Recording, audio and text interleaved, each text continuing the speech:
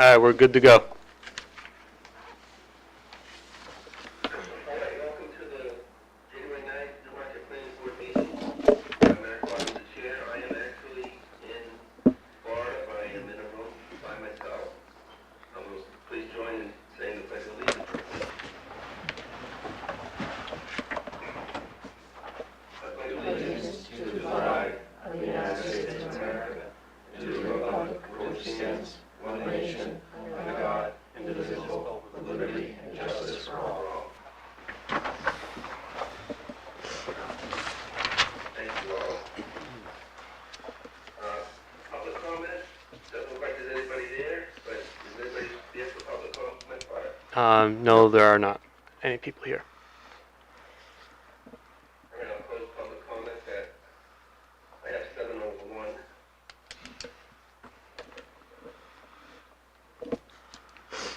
We do not have the minutes for November 14th, is that correct? That's correct, yeah. We anticipate to have a bunch at the next meeting. Yeah, we'll take off the next meeting.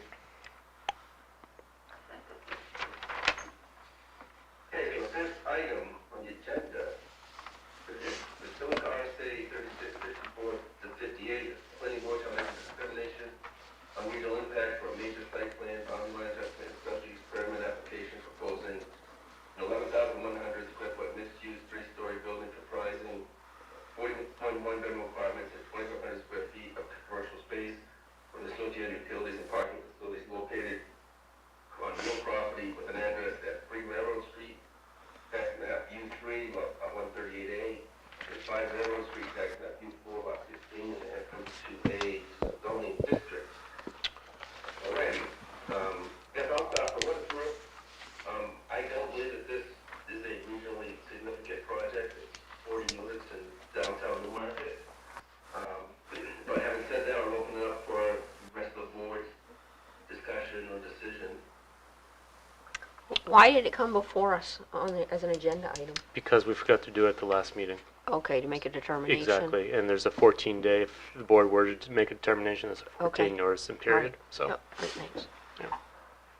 so just a little cleanup. So is this an affordable project? Originally, they had talked about trying to make it one, right? Right, but it's unclear at this point because I'm not sure. I think they're past the Invest New Hampshire housing Right. funding. So at my understanding, it's market rate.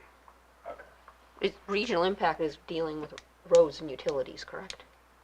You have traffic, so right here, I have the RSA. Criteria.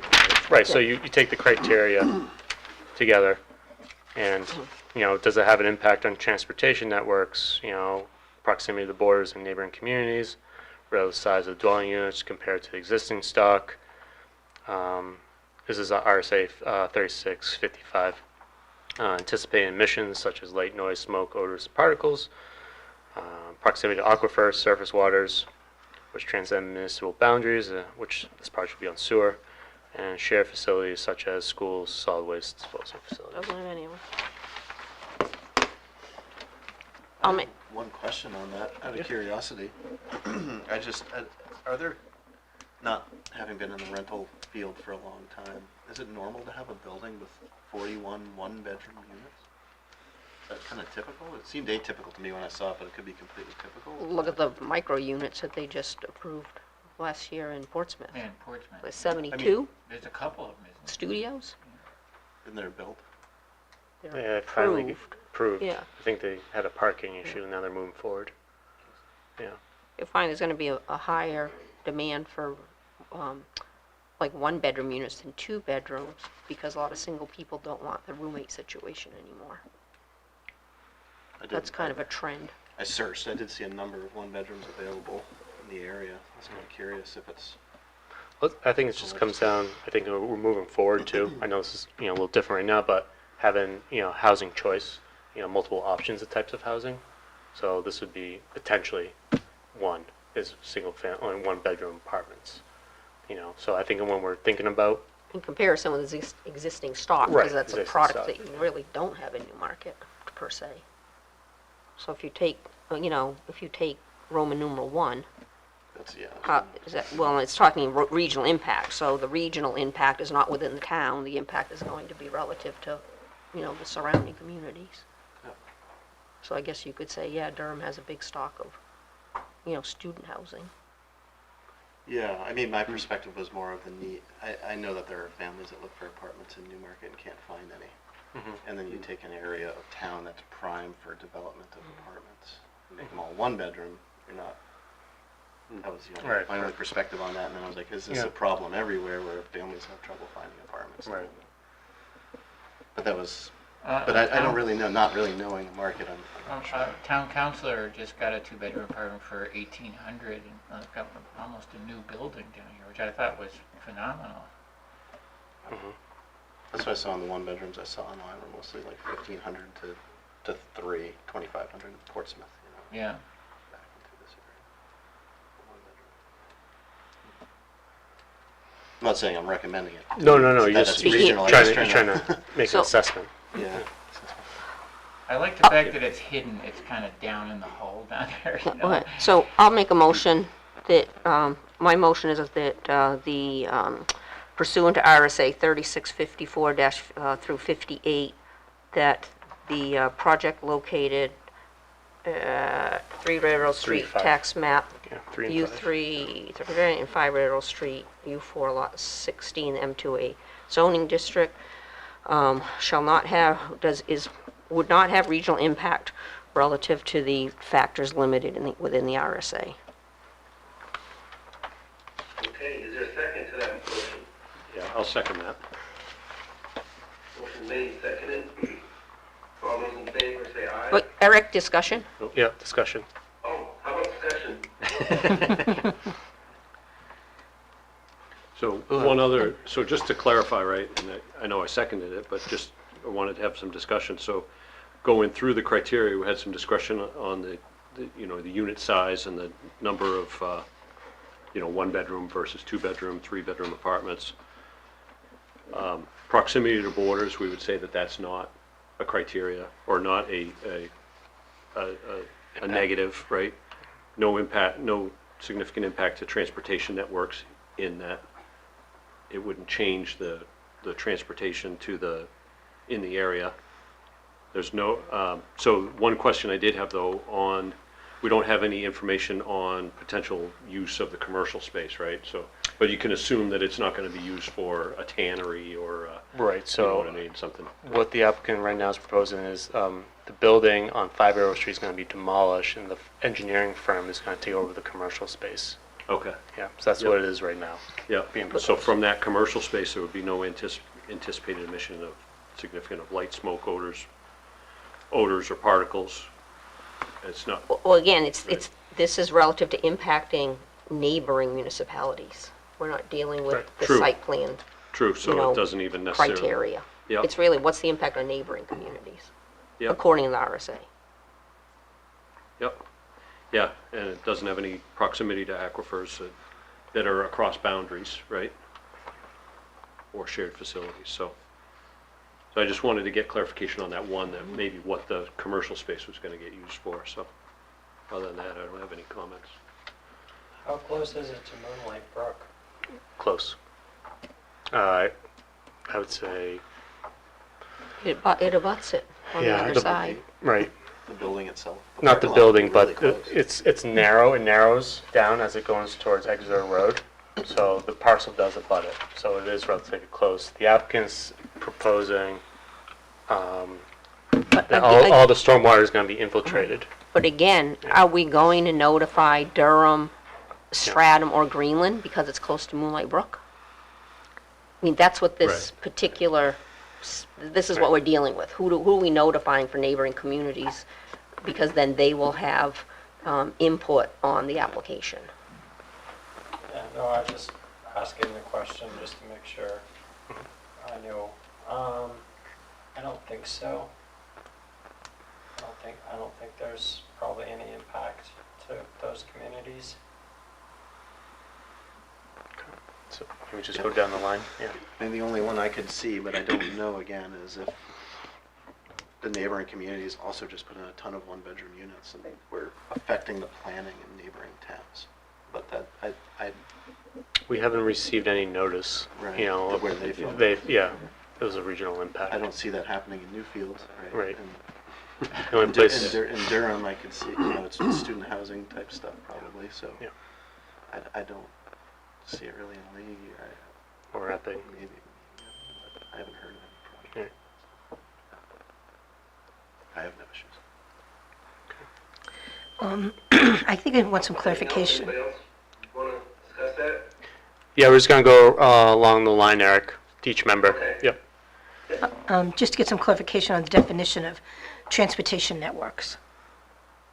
Yeah, so the roads, the 41 units will be 41 spaces, I believe. 61 spaces, I have to double check, but there'll be additional waiver. cars on the road, so we will be going through traffic. So there is a potential impact, depending where they work.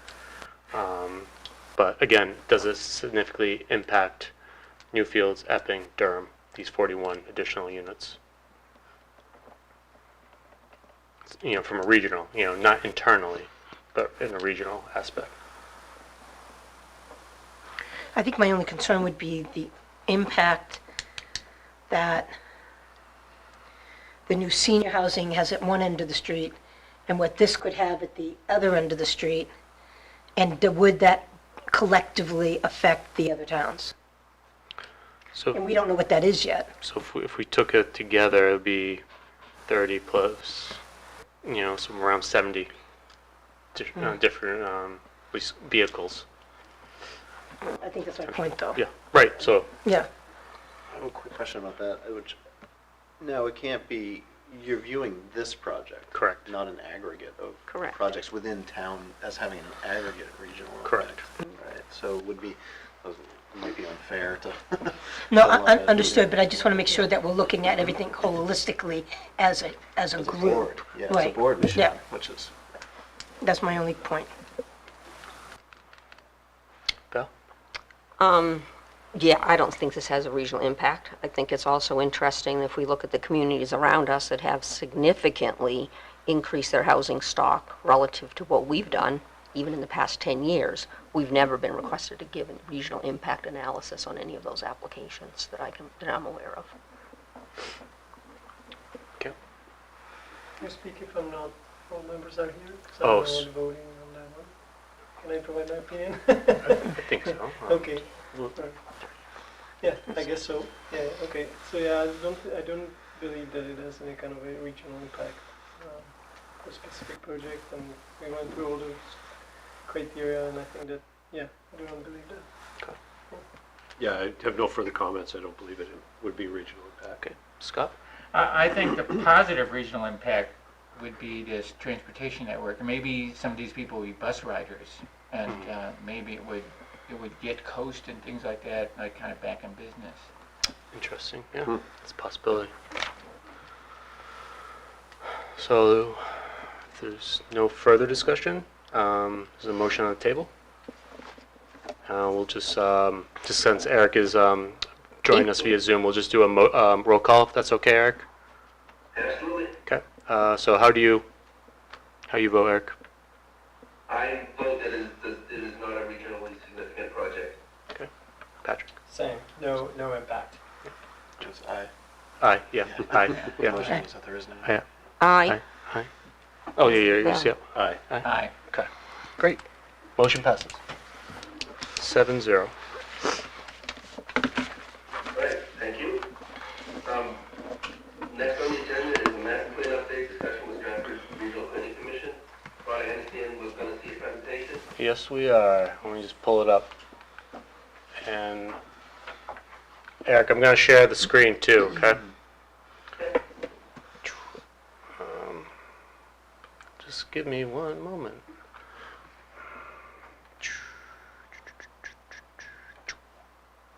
While he's doing that, I'll quickly introduce myself. I've met some of you, so good to see some familiar faces. I'm Angela Cleveland. I'm one of the principal planners at Stratford Regional Planning Commission and your project manager for the master plan update. So been in this room a couple times already with the subcommittee meetings, but we wanted to come back so that we could get some confirmation from you all on what the suggested or potentially master plan chapters should be. So what is the composition of your final master plan going to look like? So I want to first go through what is a master plan really quickly. So next slide on this. What we like to talk about master plans is, your vision. What does it look like? And usually these are about a 10-year outlook. Not every community does this, but usually about a 10-year time frame that the master plan will cover. So looking at projections for growth, what does it look like for your capital improvements?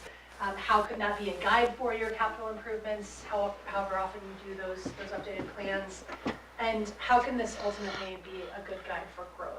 So your conversation today is very well put. It's almost like a lead into this type of discussion. So these are usually those go-to documents to think about what that looks like.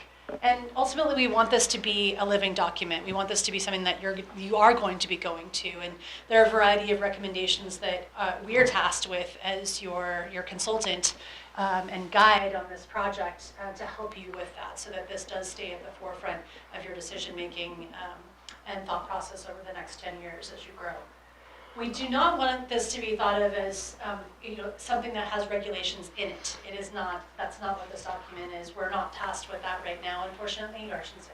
Fortunately, we are. But the HOP grant, which is Housing Opportunities Program, which is partially funding this program, or the update of your master plan, as well as the Capital Improvements Planning Program, is also funding the update of your master plan. And those did not give us, our scope of work did not encourage or include updates to regulations.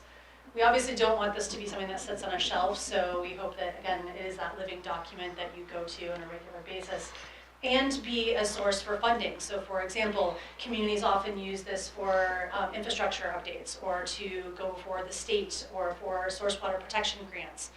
They use that and the data that's in the plan to support grant applications or any other types of funding that the state or even private foundations might be offering. So really this is that go-to document with that data that can help support that. And we don't want this to be thought of as a burden. So that, I see that and Bart has mentioned that this is going to be constantly on your agenda, so that when we come back to you with the various chapters that we'll discuss today, that it's not a surprise that we're coming back to you. So we want to make this as easy as possible. And I do think that the conversation that we started at the subcommittee meeting, which is why we're back to you today, is to not be that burden. So to hopefully consolidate some of the chapters and be able to come back to you in a succinct fashion to adopt each of the chapters within the master plan to create a full plan. So the next slide is around around our subcommittee. This is a seven-member subcommittee that represents members from your board, members from the Conservation Commission, at least one, and then various other stakeholders who are in the community. And those are people who are arts and tourism, economic development, business owners, people who can really help us put our finger on the pulse to create a plan that reflects the entire community. The subcommittee is very busy. It's a monthly commitment that we're asking these folks to take. And some of you are on that committee that are at this table right now, including Eric. And then also to help us with each of the chapters, and specifically around the goals, the trends, and the content for those. We'll actually be breaking into master plan teams, 4 teams to help to craft those chapters. Again, with the intent that these are your chapters, this is your plan. And so having that feedback from you as we develop those chapters is SRPC's ultimate goal and objective with this. We really want to make sure that the master plan subcommittee serve as ambassadors for the master plan. So with your various boards or commissions or committees that you represent, in businesses, in the community, attending events, etc., to really make sure that, again, that your finger is on the pulse as you represent the various entities that you are tasked with as being a subcommittee member.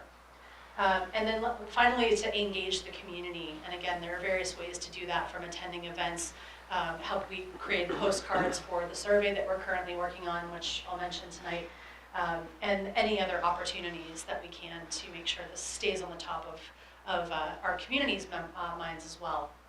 And then lastly, we'll be engaging stakeholders throughout this process. So we recognize 7 members is actually, and I worked on master plans for 23 years.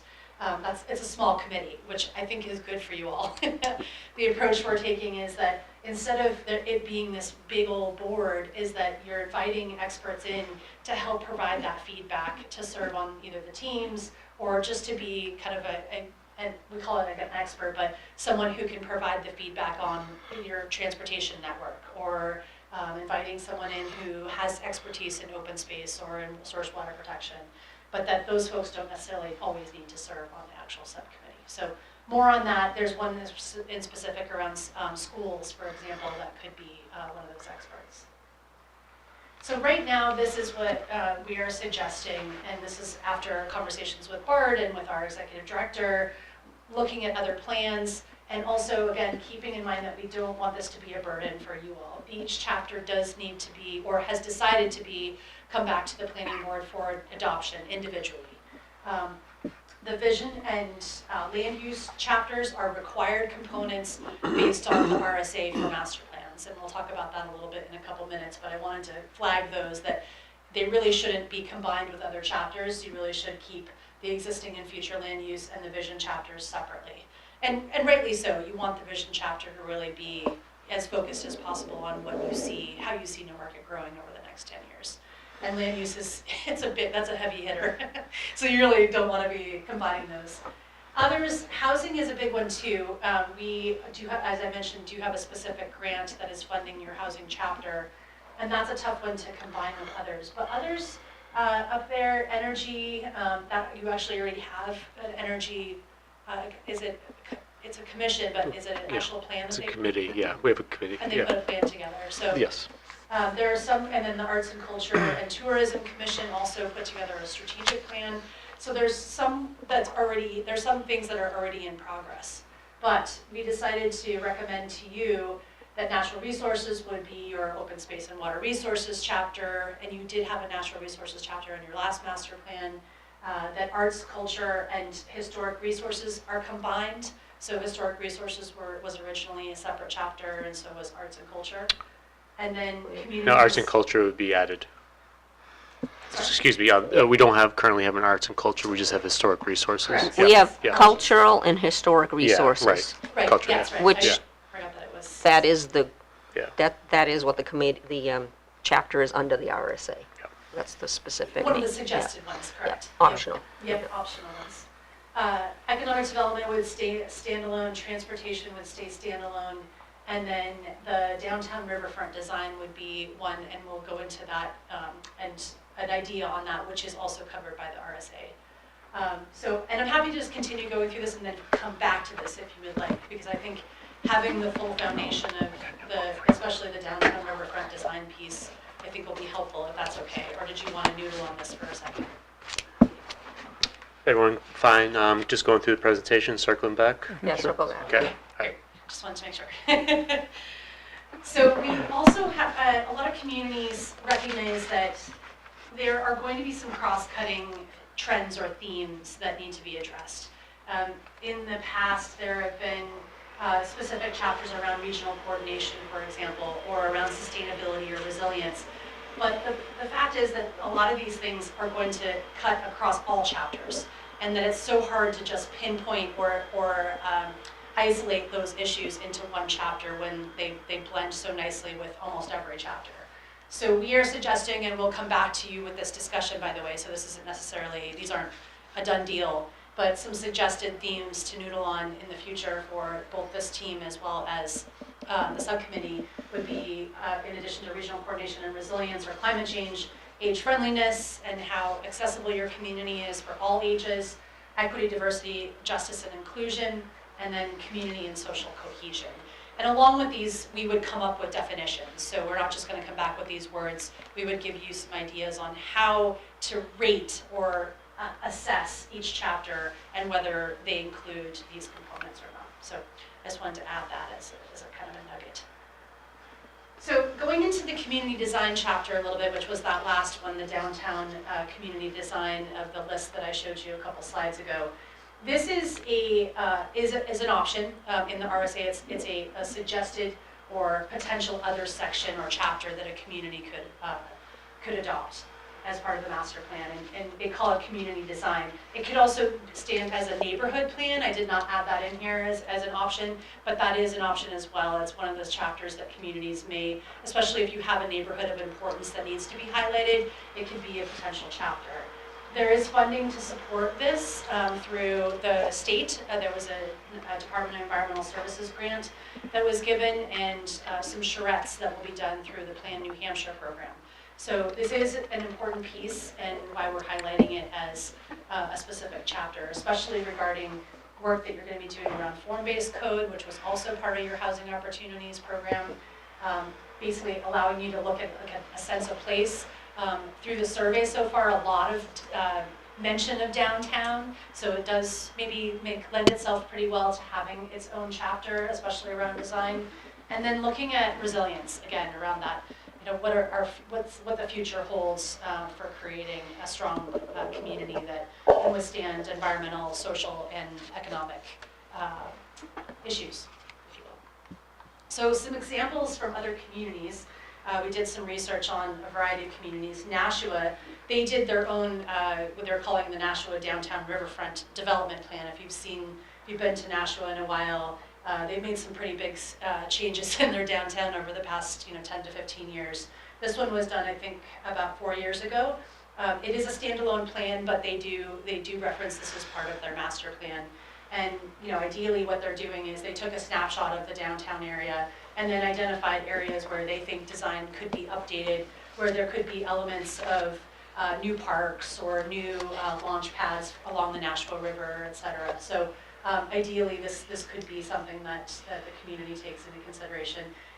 We would hope that whatever we end up doing is colorful, it does lend itself to being a go-to. Again, that idea that I mentioned before, that this is a guide for development, that if a developer wanted to see what is important to Newmarket, they would go to this chapter to understand what downtown needs and should have in order to remain a resilient downtown.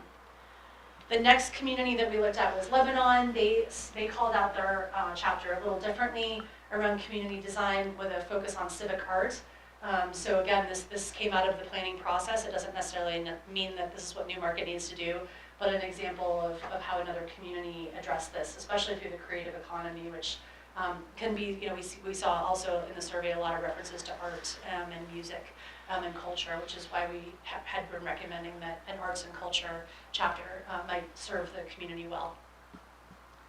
The next one is Litchfield. This is actually an official chapter in the Litchfield Master Plan done back in 2019. Again, another focus on the river, so we did try to choose river-based communities as much as possible to give you an idea about how they're facing this. So this was with a focus on historic, as you can see, 275th celebration, looking at some of the historic features that were along the Merrimack River in Litchfield.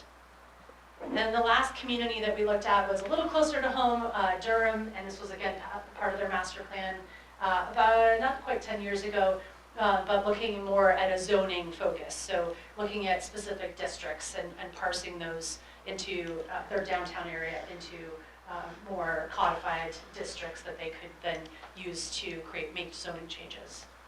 I'm not sure, I'd love to know how far along they are on this plan, because it is a little older, but again, this visual thing, they're going back to this constantly to make sure that this is kind of that touch point for them as they make changes in their core.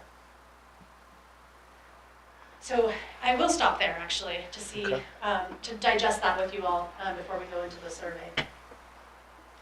Thoughts on this recommended set of chapters? So in our last so I had requested this meeting occur because in our last meeting, it was all about this, discussion. One of the big things was discussing the different chapters. And the board had reviewed this, I think it was 2 years ago, going through what, at that time were the required chapters, the optional chapters, what we had, and then what the board thought we wanted, what we didn't want. So I thought at this point in the process, to really give the committee the planning board's buy-in to these specific chapters. as opposed to other optional chapters, because obviously as the planning board, we would be adopting the master plan. So the idea is, can we get from a committee level buy-in from the board that these are the chapters that we want the committee to provide, draft, chapters on? And are there other ones that we, that could be options, but we decided not to include them as a committee? Or are there any up here that we don't want the committee to work on? Other than the two that are required, which is the vision and the existing and future land use. So that's why we're here at this juncture. What is energy? What does energy mean here? What would it be about? Well, what's been drafted so far is pretty detailed. It's got everything from how transport works to what energy could be produced within the town, projects related to that, to just an overall, Oh, like solar So- arrays? to an overall goal of moving towards completely being on renewable energy at some point in the future. So stating a goal as to when the town would like to see that happen. Obviously, with the community energy program coming along too, it has even a bigger impact, this energy chapter does. So, Scott, under the RSA, the energy section includes an analysis of energy and fuel resources, needs, scarcities, costs, and problems affecting the municipality, and a statement of policy on the conservation of energy. So the big part about that chapter would be, what are we defining as the policy on conservation, of energy? And the input is coming from the committee. Right. Would that be a fair Yeah. analysis? They wrote a But that's what the draft. chapter would be based upon, is what the RSA is requiring. Yeah, there's a lot of overlap between that and other things, but that's probably true of everything, right? So which of the chapters is the oldest? What was the one that was updated a long time ago? Do you know? What's our oldest? Transportation is old, historic resources. 2001, historic resources, community facilities, 2001, transportation, 2001, economic development, 2011, Housing. natural resources, 2007. We did have a minor update to that, Yeah, water. but that's when these were rewritten. Vision was done. We don't have an energy now. Nope, that's new. We don't have we're now calling it community facilities. Correct. We don't have that. We do have that. Under, Uh, sorry, it was optional. we have chapter Yeah, 8. That's right, 2001. Yep. The last update we did was our water resources in 2020. And then we did work on the existing land use and future land use when we were dealing with like all the new road area. But then that never got moved forward. That was back in 2015 and 16. Just as a point of interest, so HUD is putting a solar array on, in that, whatever that's called, down by the rec center there, that housing development. Would that be considered part of a Newmarket energy program, or that would be totally standalone kind of? That's separate. Yeah. But I think approving that would be part of the master plan, because that's what the community is looking for. So it'd be consistent with the master plan. Would you use that portion of the master plan to create zoning? That would be, Policy and zoning. yeah, that would be, Yeah. promote that sort of use. Right. Yeah. So basically, you're setting up. Yeah. You're establishing goals, and then that would lead to different types of policy reform or regulatory reform through those goals. So it's more as like a touchstone. I think it's helpful to go out and look at what other towns are doing.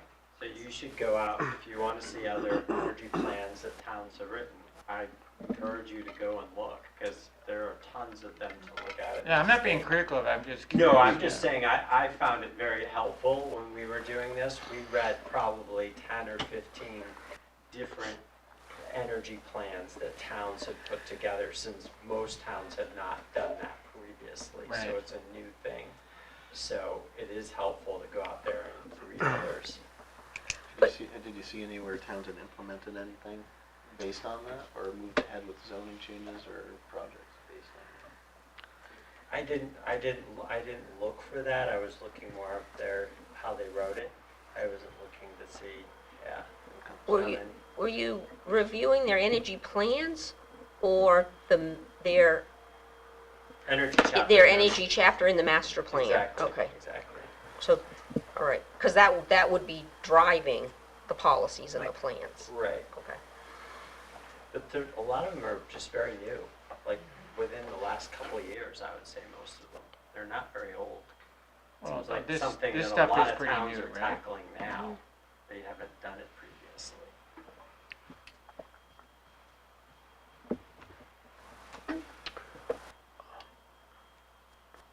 So I guess, So the committee at this point would like input. Right. If we as a board would be supporting, these particular chapters. Does the RSA specify any additional chapters that we haven't adopted here? Oh, there's lots. Yeah.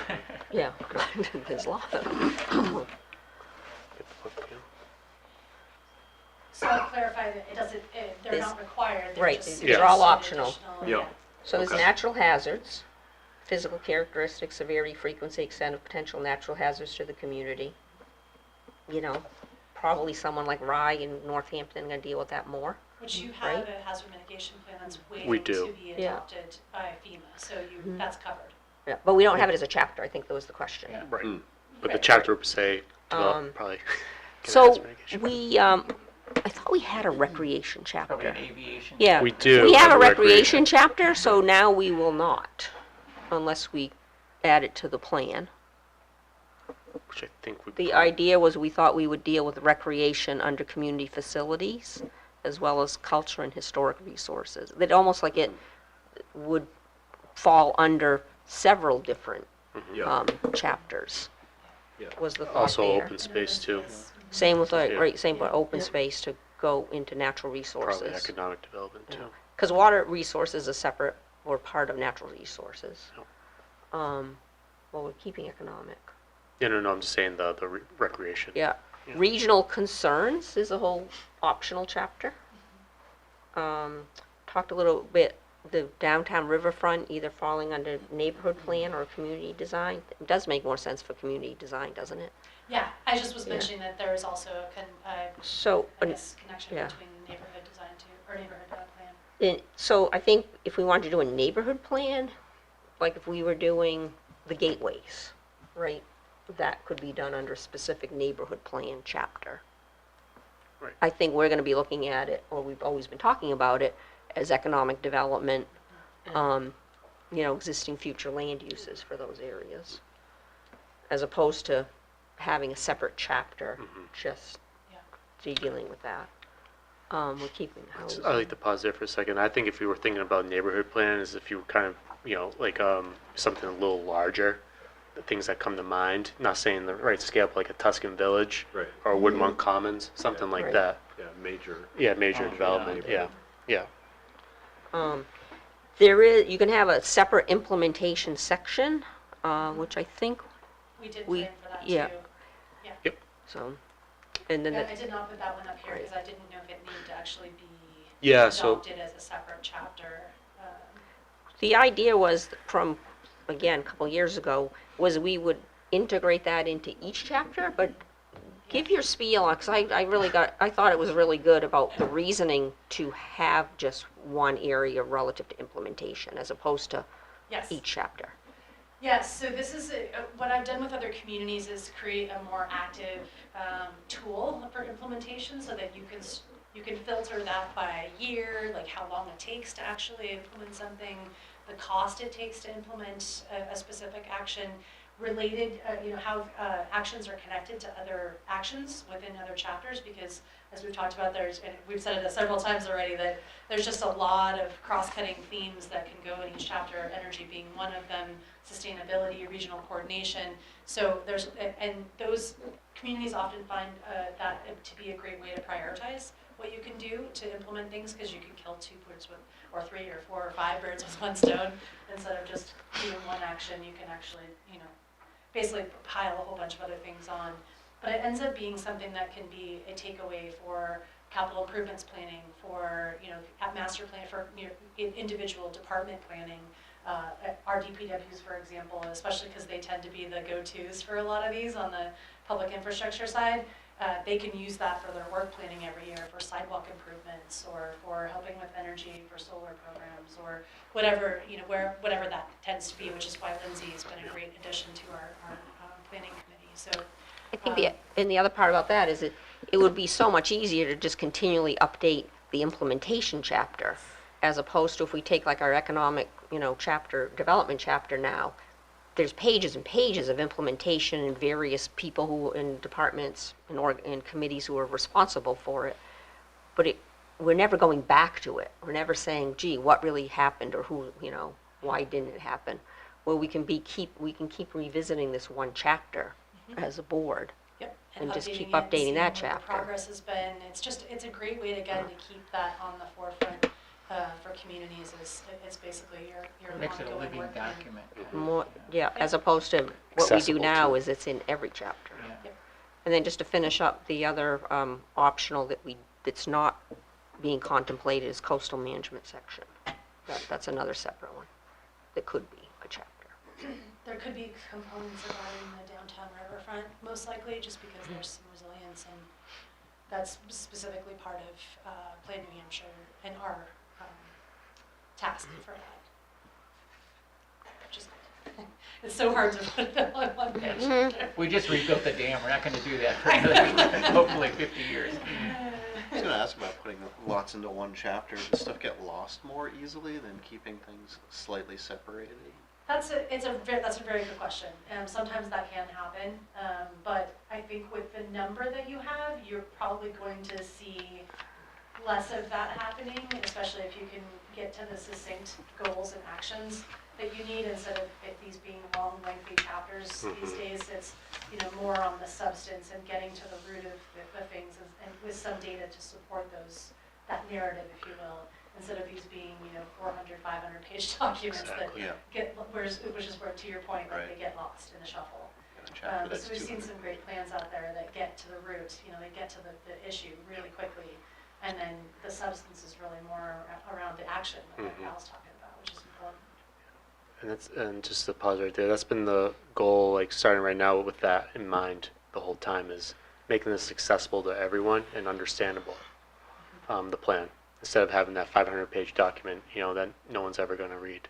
We want this to be an engaging document. So having that always constantly on the mind when we're the subcommittee and the planning board eventually will adopt these chapters is critical, I think. And then they're used by the zoning, because one of the criteria is it consistent with the master plan? Right. Yep. I think that Conservation Commission uses it a lot when you're evaluating applications, possibly. We never get You never get applications. We haven't had an application It only comes to Good. shoreline. No one's destroying wetlands. Yeah. in, like, for anything. Well, that's good. Because I've been on the planning But you would use No one's- you would no- use no the one's natural resource chapter. We do use Right. the inventory Yeah. part of that, Okay. of the lands, the Yeah. inventory of lands that was in there. I believe we looked too. Yep.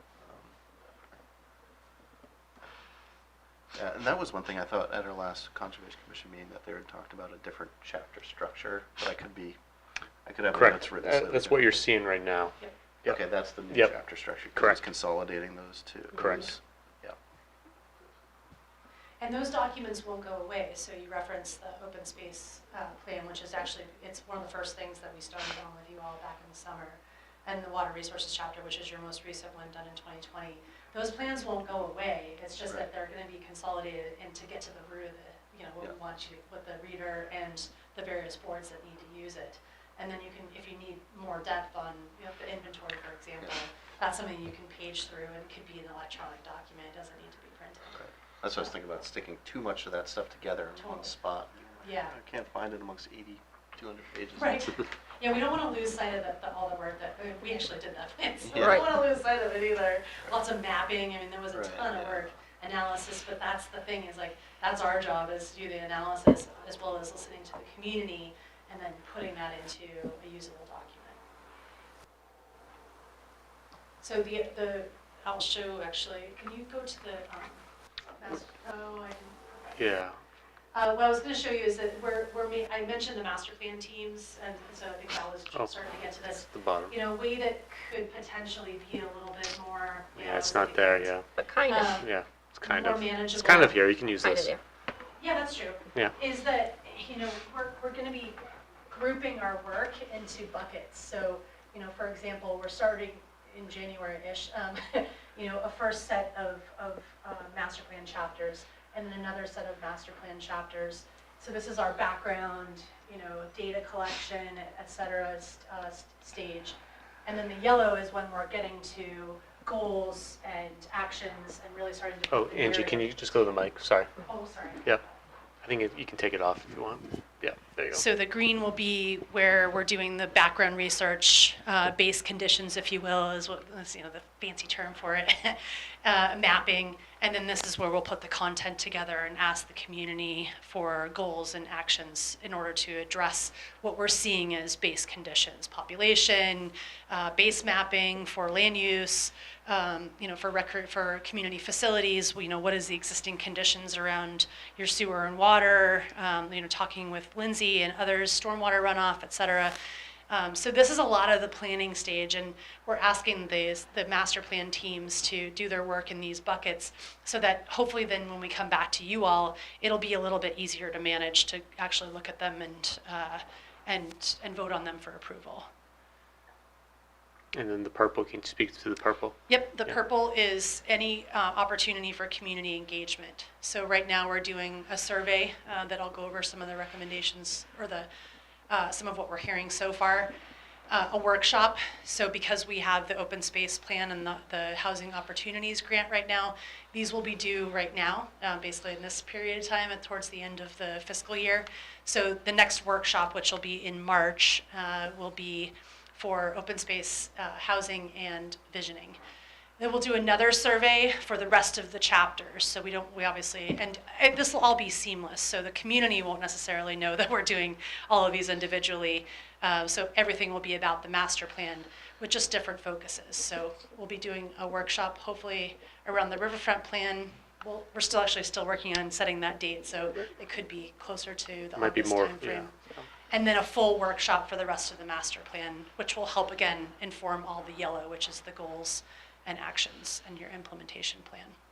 So the implementation guide, I guess we're calling it here, is part of one of the things we bring back to you as well. And this will, obviously, a lot of these will change once we start squishing things together, but I didn't want to change this until we voted on the final chapters. This was our original scope of work. So, hopefully that helps. Go back to the chapters. So, thoughts on the current proposed chapter compositions? I think just for ease, we'll just go down the line. So we'll start with you, Patrick. I think it looks good. I'm excited. I think it's a lot of work, but I think those are some good choices. Okay. Jeff? I think it looks good. Okay. Good. Jane? Val? Yeah, good. Good. Cal? Yeah, I know. All right. Yep, good. Good, good. Looks good to me. Okay. Eric, you still there? Yeah, how, are you good with these? Yeah, I'm good with it. Okay, great. All right, well, I just wanted to give a quick update before I let you go for the rest of your agenda on the survey and give you, an update on that. So we have I actually updated this, apologies. That's Just okay. over. Yeah. 196 responses, which is a little lower than we thought we might be getting. We were hoping for like 300 to 400. We've done a lot of outreach, so social media has been our biggest one through the community Facebook pages and through postcards and through flyers. And those have, the flyers and the postcards are a close second to social media, so that's good that we know that it's working. We're seeing that we're missing right now renters. We are getting a good percentage of them, about 22%, but we probably could be doing a little bit more with that. We're seeing folks over 55 with a little bit of a sprinkle of 25 to 34. So I put this one specifically because I like to look at this one to see who we're getting from the community. So we are getting this is good because this is who we're seeing as like kind of our next generation of folks that we hope to keep in the community. But we're missing these folks. We definitely want to get the 18 to 24 and that 45 to 54, especially as they hopefully will stay in the community, age in place, and be able to continue serving on boards and being part of that fabric of the community. So I like to look at the ages as one of the bigger ones. Income range seems to be, somewhat. Oh, pause for a Just second. before you leave that, Oh, yeah.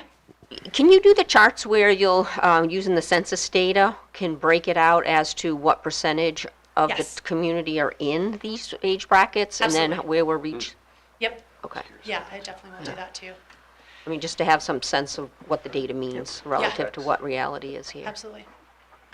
Yeah, and we'll do that as part of this project anyways. But I didn't do that for this specific exercise, but was thinking it still seemed like the 75 and older seemed like usually we see quite a bit in that category too. Well, I think that's the issue of Yeah. trying to take the survey, Yeah. of not being That's able true to. too. We did offer that this could be printed for folks in several different forums, so it may just be that we need to make a more targeted effort to literally bring it to them. So we're open to suggestions on that, which is why I brought this up today. We just want to see what other outreach you think might be necessary for us to reach those folks.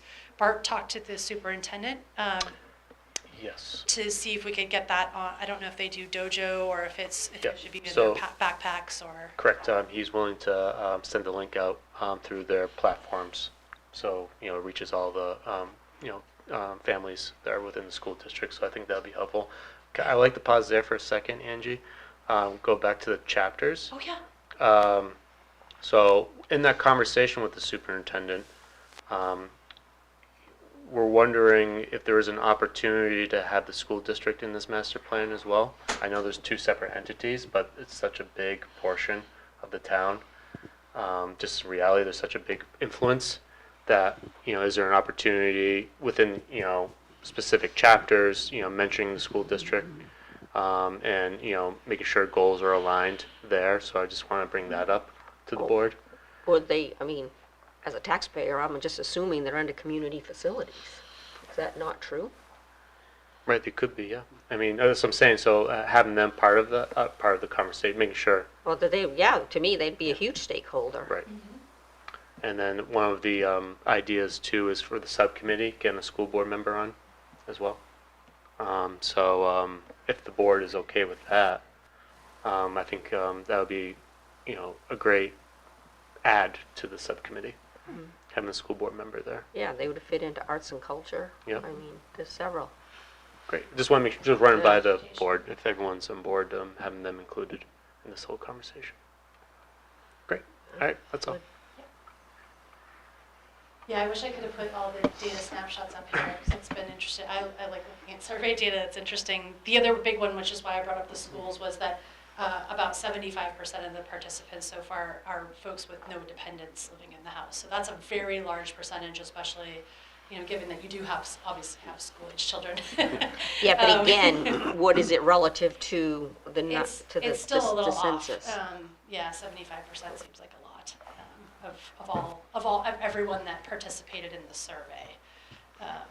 But does it represent 75% of our population here? I don't think so. Not based on the last master plan, Okay. It doesn't. So, but again, I haven't seen the updated numbers where we just got the new census data end of December. So our data guru is crunching everything. I'd like to see like the most up-to-date 5-year data snapshot for the community, which we should be getting any day now, hopefully in the next month or so. And then I can start to use that. But first of all, we want it for the March community workshop, because that's really going to be key for us. We like to set a foundation for how we're making decisions, and housing is going to be a key one for data like that. We have to be able to make that case. Like per your question, I thought was a great one. Like, is it really common to have 40-something one-bedroom units? And how does that compare to the rest of the community? So I think that's important. And we'll want to use that to compare with the housing-related questions that are in the survey too. So But it seemed a little askew, more than, I don't think 75% of the population doesn't have school-age children. Yeah. I'd almost put money on it that that is the reality of the town. I mean, Really? what's our total school population? I don't know. We've got 10,000 residents. So we're about 75 kids per Right. grade. So, Give or take. yeah, 800, It's higher at the elementary and Yes. the Yeah. Yeah. Right. when they get to middle Yeah, and high say- school. 2 per household. Definitely Yeah. under capacity. I think you're gonna find that you're not gonna be far off, just because of the makeup of the town.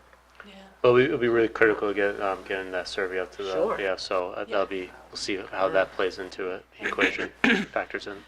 Yep.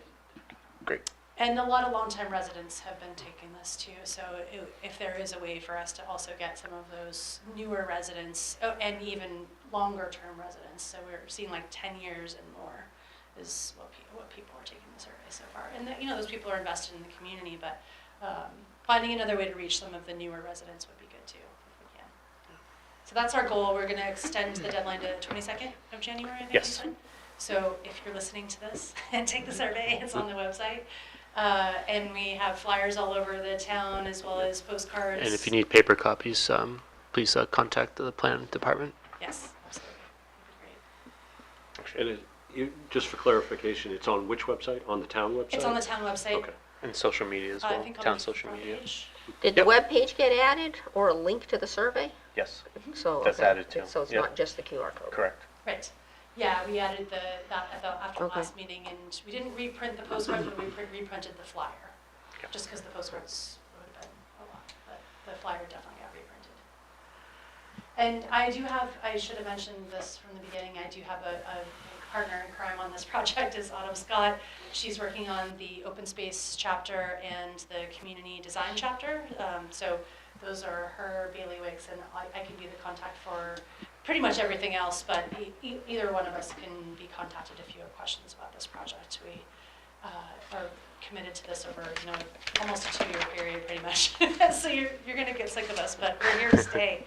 And it's a lot of fun. I mean, this is a great community to be working on a master plan, and perfect timing for it too. So happy to take any other questions that you have, or again, I'm happy to come back whenever you need us to, or if you'd like to come to a subcommittee meeting, which are the second we have to be careful. Wednesday of the month. Oh, are we publicly post noticed Yep, on we're all of them? publicly noticed, Okay, yeah. sorry. Yep. Yeah. Yep. Yeah, I think we said second Wednesday. Second Wednesdays. Yep. Second Of the Wednesday month. at 5 o'clock. Yep. So happy to have you there. And we do have a Zoom option too if you. That's can't make it correct. in person. You're remote in. Any questions for Angie? Are you related to the president? To the president. Cleveland? Grover. If that's my married last name. And he's not, so. That's a great question though. I wish I was. Supposedly he was a great man. I would be Great. proud to be related to His him. grandson lives there, No kidding. not in Newmarket, but in New Hampshire. Oh, he No does. way. He lives in Conway. Oh my gosh, that's great. Oh, he might be Good related. trivia right there. It's kind of rare because he's a president 2 centuries ago, so how does he have a grandson? It's a good story. Yeah. Sounds like First Weatherby over there. Or Benjamin Button. You even know that, being Yeah. up in Maine. I'm from New Hampshire, so Okay. I can Perfect. chronicle. Well, thank you for your time today, and I look forward to working with you on this, and I'll see Yeah. you. See you tomorrow. Thank you, Any of Angie. Yeah, tomorrow. appreciate it, Angie. Thank you. Thank you. Yeah. A lot of praise. Yeah. Great. All right, thank you. Okay.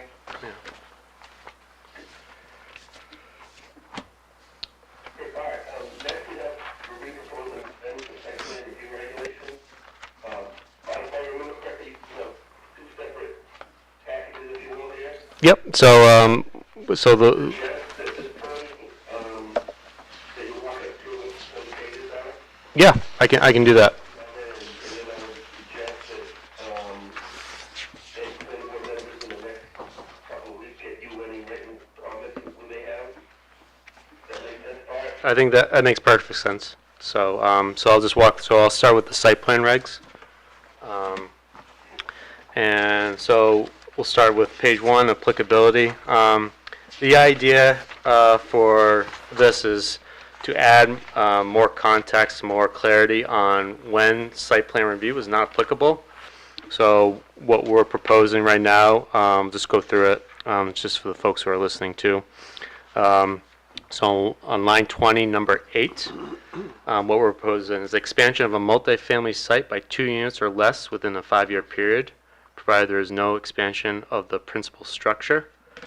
Number 9, which is new, on line 22, conversion of a non-residential unit to a single-family residential unit, provided the conversion is not subject to subdivision review.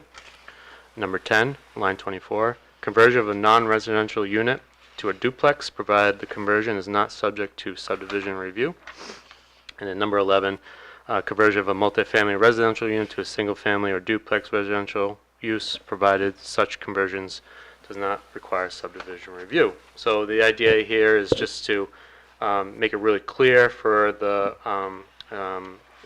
customer or the person, developer, that this is when the site plan review would not be applicable, and it's kind of, being a little more flexible here as well. So moving to page. So I'm just going to go through them all, then we just do questions. Page 2, line.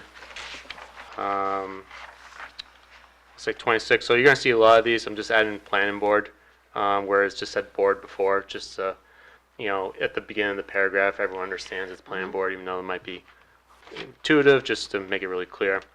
So I'll skip those when you see them. So the next one is line 37 on page 2. The main impetus for these changes is establishing, codifying the technical review committee. We kind of have it right now as an ad hoc. That's how the planning board is using the technical review committee. So what this does is establish the process, and where it is mandatory is for major site plans applications, and then as we go to subdivision regs, major subdivisions. So the idea is that the applicant has to go through technical review committee prior to filing with the planning board review. So the idea is to get all the issues and basically resolved, or at least have the plan technically compliant with all the standards. So we don't have to, the planning board doesn't have to go through all of that review prior to them reviewing it. So the idea is that they would go through technical review committee.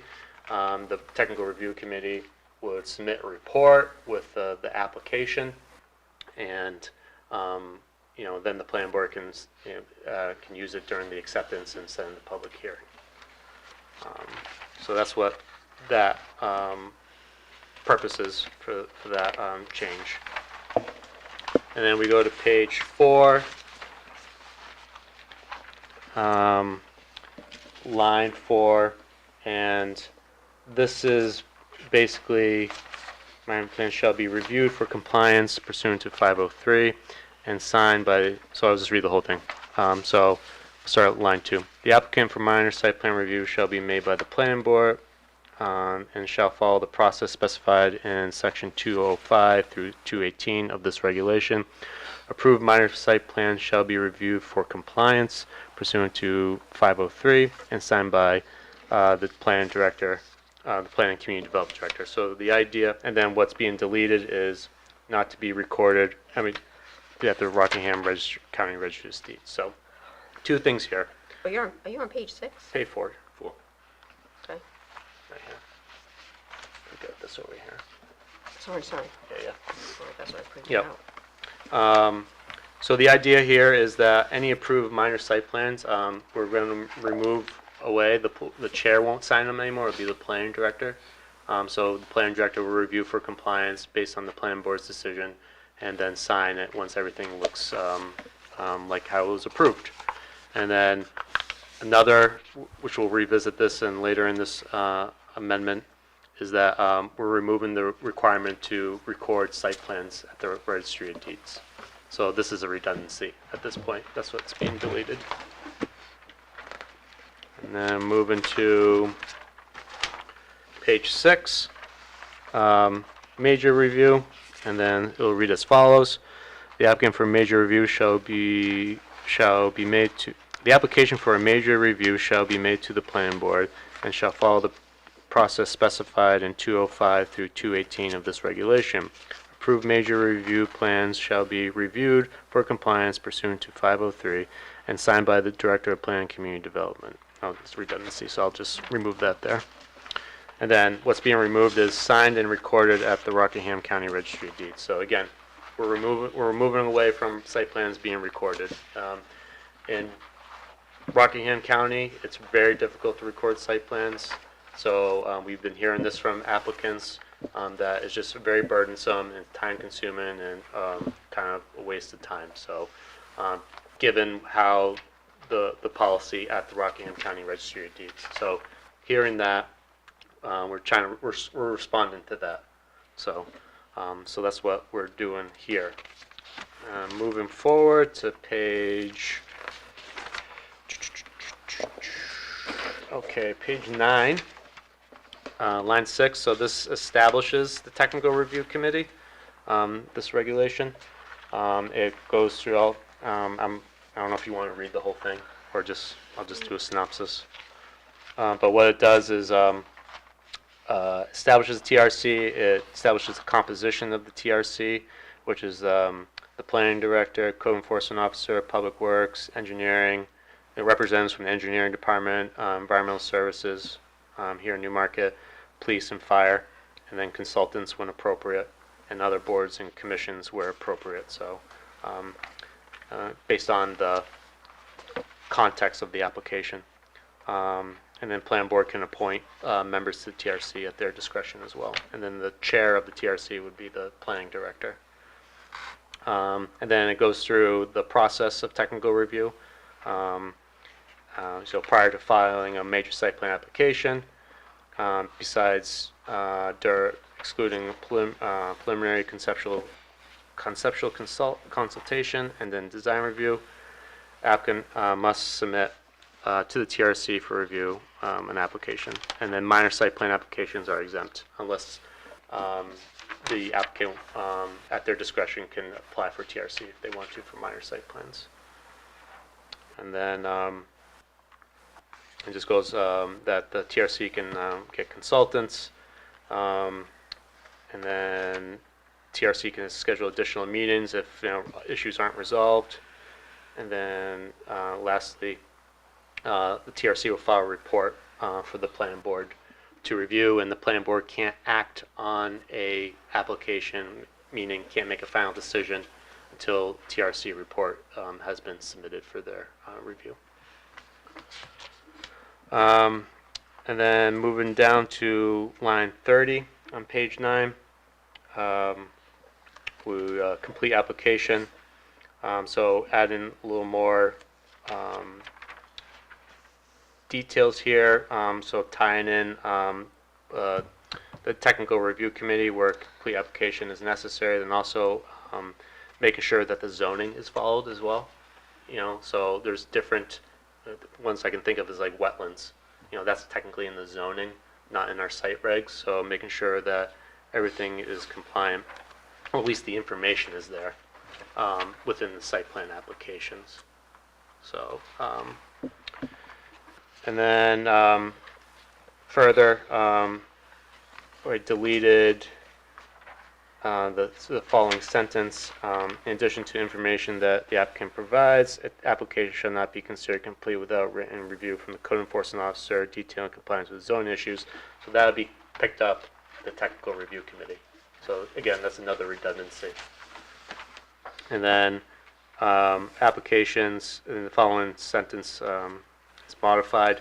Applications which appear complete or substantially complete as determined by the planning director shall be scheduled on the next available board agenda for consideration. So after they've gone through TRC, and then once that process is done, then the planning director will make determination once the filing has been submitted that the application is complete or not. The next major amendment, substantial amendment, is on page 12, line 15. Again, Well, actually, we'll go back to decision, line 11. The RSA has been changed. It's no longer 90 days, it's actually 65 days. So I just changed that to be compliant with the RSA. Moving to line 15, adding the criteria, A. Prior to decision, the planning board will take no final action on a major site plan application until it has received a report evaluating the development proposal from the technical review committee. Again, making sure that report is incorporated into the record and the planning board has reviewed it prior to them making a decision.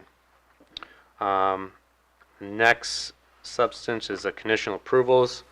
Right now, how it reads is conditional approval shall be valid for a period of not more than 6 months. I changed that to 12. I think that's more realistic given really the how development occurs. Yep.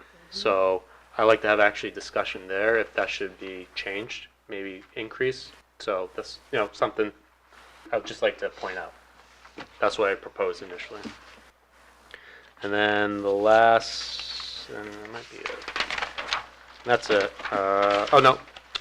Moving to page 15. Amending the following section, section 503, to read as signing and amendments to approved plans. So I'll read what is being proposed. I'll read what's being stricken and then what's being proposed. So how it is, right now it reads as recording of approved plans. So again, we're removing the recording requirement. So I deleted the whole language in the paragraph, which says, upon stamping and signing an approved final major review plan, the town shall deliver the signed Mylar copy to the Rockingham County Registry of Deeds to ensure that there is no tampering with the plans prior to recording, and to ensure that there is no delay in recording the plan such that the delay would extend the protection period under RSA 674:39, signed paper copy of a major review plan or a signed minor review sketch shall be retained in the town files only. And the new language reads as follows. Prior to the signing of an approved plan, Director of Planning and Community Development or designee shall review the plan for compliance with the planning board decision. Any revisions to an approved site plan shall be submitted to the Department of Planning and Community Development for review. In the event the proposed revisions are deemed substantial or not consistent with the intent of the planning board's original approval, a revised site plan application must be filed with the planning board for review and approval. So the idea is to give town staff the discretion to look what's being being modified, and make a judgment call on if this is not with the original intent of the approval. If it's not, then it goes back to the planning board for approval. If it is, then the staff can administratively approve it.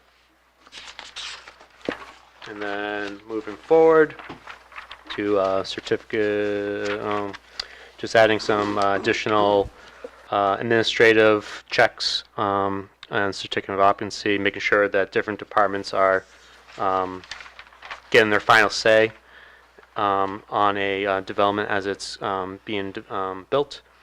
And then line 20 on page 16, as-built plans, so it kind of beefed this up. I think what we've experienced here in Town Hall is the lack of as-built plans. So we want to make sure moving forward that we understand what was approved, how was it built, so we understand where all the utilities are and everything. So it just makes everything more efficient. So the proposed language reads as follows, starting on line 21. For the purpose of ensuring compliance with an approved site plan and to accurately document the location of site improvements and underground utilities, an as-built site plan is required for all major site plan approvals as well as minor site plan approvals in the event new underground drainage systems, utilities, or both are installed. As such, as-built plans shall meet the current standards as set forth by the New Hampshire Joint Board of License and the New Hampshire Land Surveyors Association. It must depict at a minimum all on-site utility structures, curb cuts, monumentation, driveways, and stormwater facilities. And then down to paragraph A, subparagraph A. For the purpose of determining compliance with an approved site plan, As-built plans shall be filed with the code enforcement officer and director of planning and community development prior to the issuance of certificate of occupancy. And that is the change. So those are the changes being proposed right now. I know that was a lot. So, Yeah. Eric, you want us to get our individual comments back to Bart? You're muted. I'm sorry, yeah, I think that's a cool thing, you have, initial comments back to bottom with the, like, a couple weeks and that roof and stuff, Yeah. Yep. So, and then the subdivision one, it kind of mirrors the site regs. So, I guess, just initial comments right now, just unreasonable, anything pop out? Right now, just the intent, I guess. We'll get into the details later, but, so the idea is just to kind of front load a lot of the review for the planning board, so there's less of a burden there before any applications get to the planning board, and then once there's approvals, make it more efficient to administer the planning board approvals. Well, I think I would see both of them this afternoon, I think it's a great first pass. They're trying to make things a little bit more streamlined. Thank you. So I guess we'll just go down just individually. So Patrick, any first initial thoughts? Just, I feel like it puts a lot of added responsibility on the person in your position. Yeah. Which is fine from our standpoint, it's just, I think it puts a little bit more burden on making sure that that person's a good person in that position. Well, I think you already have it, it's just never been documented. Yeah, we do technical Yeah. review. Yeah, I know. Yeah. I know, but signing off on more things, but. Oh, yeah. That's all. But otherwise, no, I agree. It seems like it's streamlining things. Jeff? I think it's interesting to have a technical review prior to an application. That's consistent with most communities though, right? Yeah, that's what we find. So they actually, like, the police will come in before they've even done an application, and like Yeah. all those stakeholders in town. Not the stakeholders in town. This is kind of like we don't notify a butters. It's just the No, but yeah. I mean like the Oh, yeah. officials. Yeah, I guess I should say. right.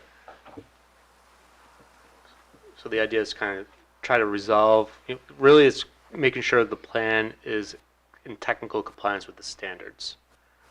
Not necessarily other issues. That's what the planning board to deal with. So we're making sure that, or the board, the technical review is making sure that all the standards or like the site elements and whatnot are in compliance prior to the board reviewing it, so they can look at other aspects of the plan when they're reviewing. So it's kind of front loading that type, saving some time there. Do you end up having to, do other communities that have it that way end up having to do a revisit to the technical review? There's some communities that say they can send it back anytime they want during the review process, but the problem at that point is timeline. Because sometimes the planning board's like, Yeah. hey, can you change this? But you're saying that won't come up at the planning board? I think it can, definitely. The question is, you just deal at that point. It's trying to get a best project to the board to review, a more perfect, I would say, project to the board to review. And then if there's issues found during the planning board, we can still go through that process, the normal process that the board already goes through. I think it gives us a plan that is technically compliant to our regulations with the addition of any waivers that are identified up front that the applicant is looking for because it's not compliant. As opposed to many times, I think, as a board during the application, process, we're discussing issues of compliance.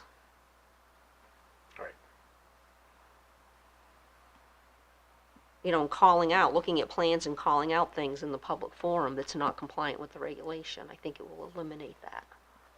It should. Right.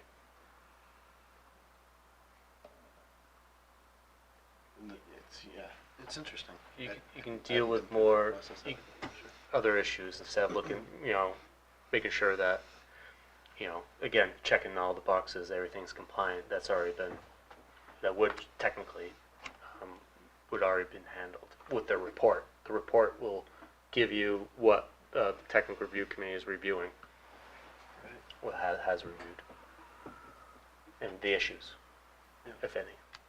It seems that like it puts a lot more of the the onus on other people besides the board, I guess. But it's the same And then- process, though. It is, It's the yeah, same I thing, it's guess so. just you put it in front. You know, we still go through technical review committee. Yeah. We still have the consultant.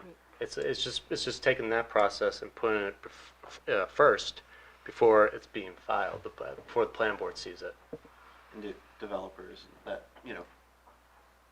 like that process better? Just- Yes, that's what we've been hearing. Yeah. It's consistent. They find it that it moves applications more quickly.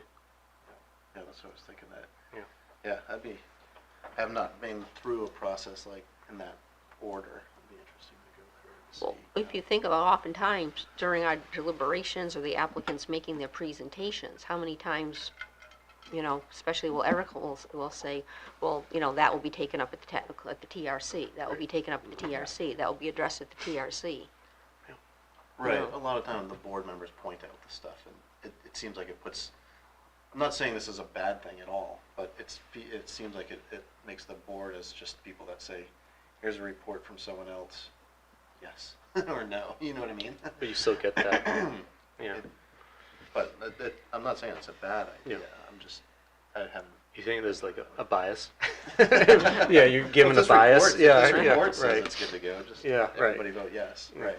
No, and 'Cause it's again, before you've even seen it, you get the. But do they find that people almost But the goal is to get it through the town to help development, right? Anyway, in general, or to pass projects that are compliant with the compliant regs. with the regs, Right. and so you're just kind of. But the expectation would still be that there would be possibly someone from the planning board beyond, the chair at the meeting, right? Yeah. So Exactly. So there's still gonna be a planning board member present too, and at least two, I think, right? When would Is they be that- appointed? when? Yeah, because you don't know the application, so you don't have the chance to appoint people during a meeting. So I think what you do is say this passes, you would designate two people. I'll give you an update saying we're anticipating a technical review committee. I can send an email out. You already have two people already designated, right?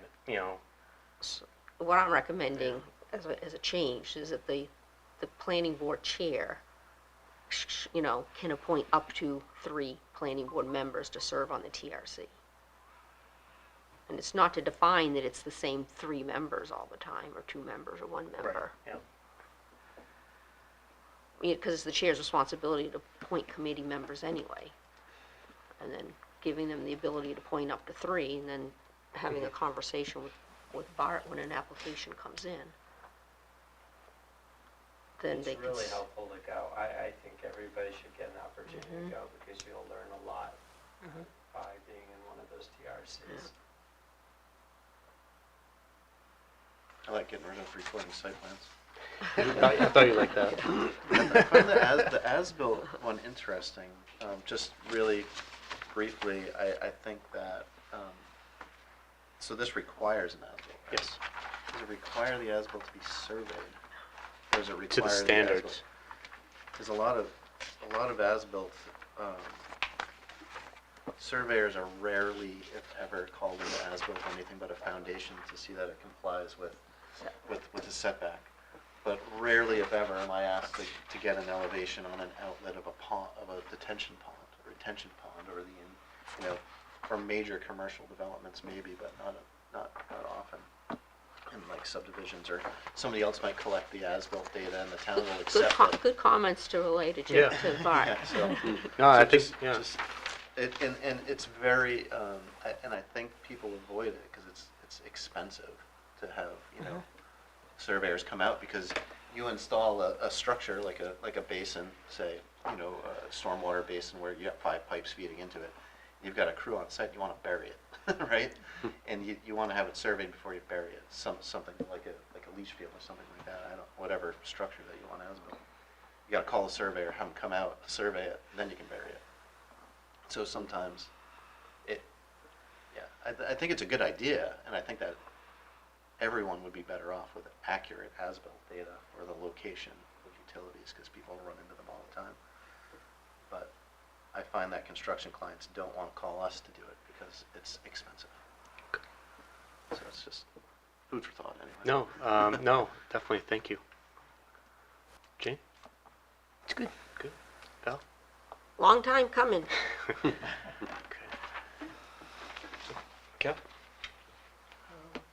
Yeah, I think that if other communities are doing, there's probably a reason for it. Mhm. I'm assuming that, they've already figured it out somehow. We have not, so Yeah. I think it's a good. Tim? Yeah, good draft, so Good. Yeah, see Scott? where we go. Yeah. Yeah, I mean, Eric? Good. I think you're on mute. All right, great. So, how about just a schedule? Give me your comments in the next couple weeks, and then we'll just do one more pass at the next meeting. And then, if it's ship shape, then we can schedule a public hearing at the next meeting, or just continue it if there's more discussion. How does everyone feel about that? Good. Great. Okay.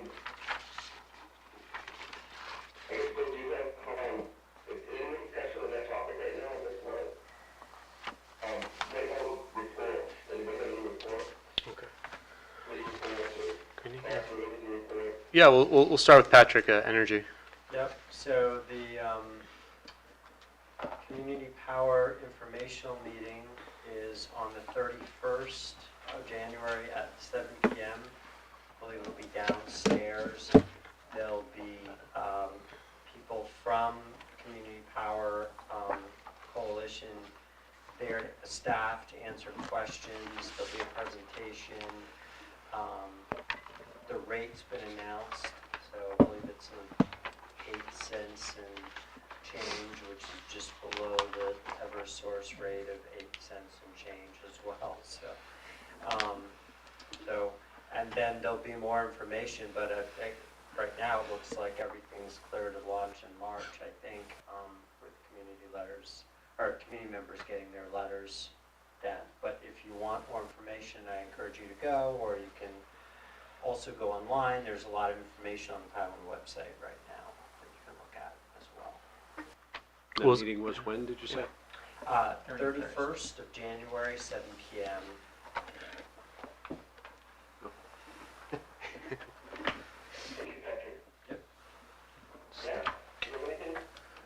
I'll just say that we had a good presentation from Autumn Scott from about the what do you call it, master plan update. Very comprehensive discussion about maps and what they're going to be providing to us. And a lot of interest on the Conservation Commission with that, and if it's at all of any interest to the planning board, we're going to try to take a look into the properties that the town owns out by Falletsburg. See if there's any conservation aspect or use that we could envision with those properties. That's about it. Anybody else have any reports? Jane? Nope, no updates. I can report in the town council. So we're getting the last of the COVID money.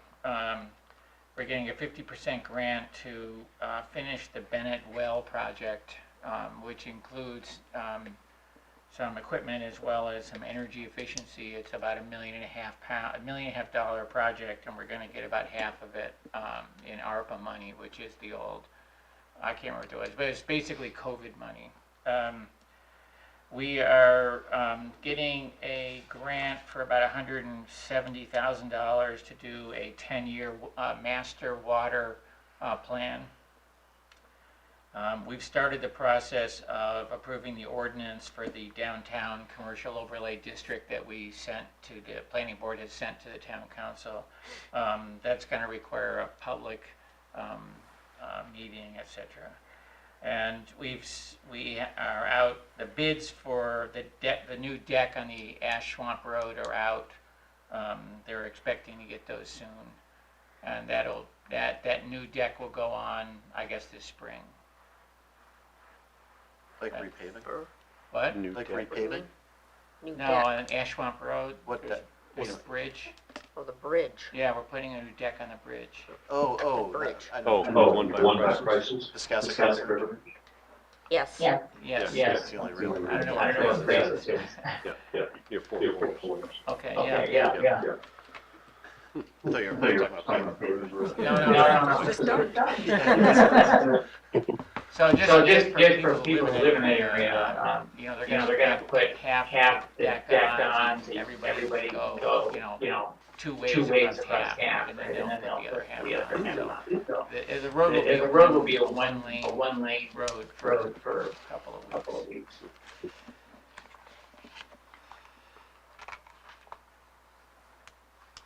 That it, Scott? Yeah. Thank you. Tim, do you have anything? Nothing else. Mikhail? All right, Jane? I make a motion to adjourn. I'm good. Is there a second? Second. Any discussion? Hearing none, all in favor say aye. Aye. Aye. All right. Opposed, nay. All right. Take care. You See too, you Eric. next month. Thanks, Eric.